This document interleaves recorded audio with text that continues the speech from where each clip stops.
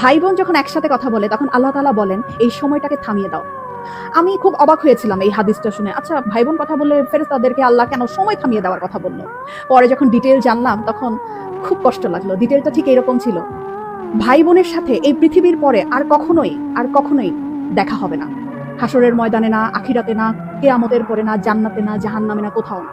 বাবা মার সাথে দেখা হওয়ার সম্ভাবনা আছে, স্বামী স্ত্রীর সাথেও দেখা হওয়ার সম্ভাবনা আছে, ছেলে মেয়ের সাথেও দেখা হওয়ার সম্ভাবনা আছে, কিন্তু ভাই বোনের সাথে সম্পর্ক শুধুমাত্র এই পৃথিবী পর্যন্তই। তখন এত খারাপ লাগলো ব্যাপারটা জেনে যে আমার যে বোন আছে অথবা আমার যে ভাই আছে তার সাথে আমার আর কখনোই দেখা হবে না এই পৃথিবীর পরে। মানে মরে যাওয়ার পরে তার সাথে আর আমার কখনোই কথা হবে না। এত ক্ষণস্থায়ী একটা সম্পর্ক আমাদের।